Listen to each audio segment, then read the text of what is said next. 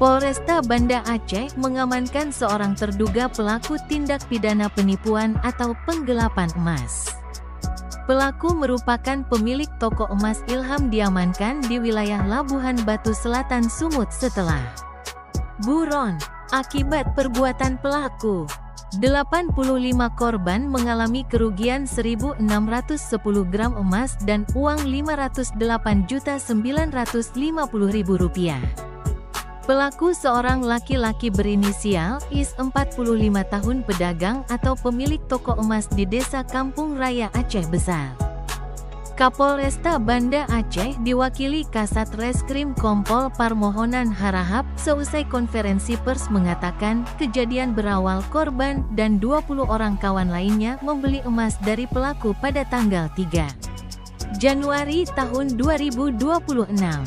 Namun berjalan waktu, emas tidak diserahkan kepada para korban, bahkan toko emas tersebut sudah tutup. Pada waktu itu pelaku mengatakan bahwa emas dalam pengerjaan atau ditempa sesuai dengan keinginan korban selaku pembeli.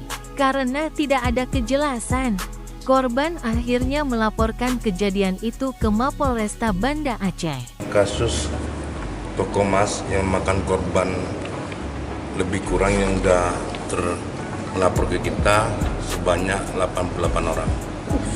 Ya, kalau kerugian yang ditimbulkan sekitar 4,4 miliar. Yang bersangkutan punya modus,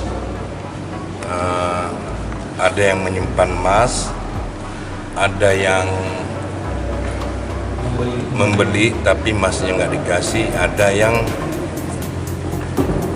bawa emas cetak tapi nggak dikasih-kasih.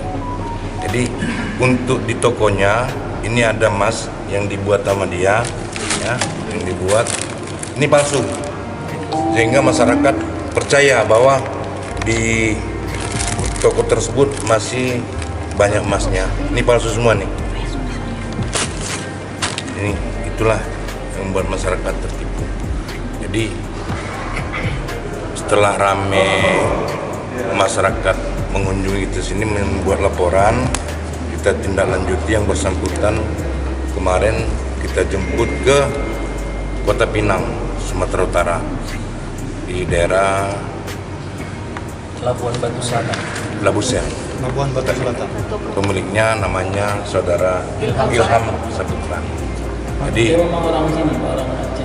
istrinya orang Indrapuri, dianya lahir di Medan.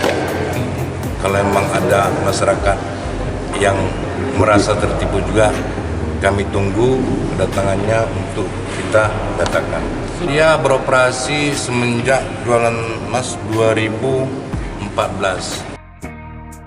Selain itu, Polresta Banda Aceh juga mendapat laporan kasus curanmor dengan mengamankan 3 tersangka dan 9 barang bukti sepeda motor berbagai merek pada tanggal 17 Januari tahun 2026. Sedangkan dugaan perkosaan dan pelecehan seksual anak di bawah umur pada tanggal 19 Juli tahun 2025 lalu. Diamankan seorang tersangka berinisial FR, 41 tahun. Dari Banda Aceh, Fajar TV Aceh Online.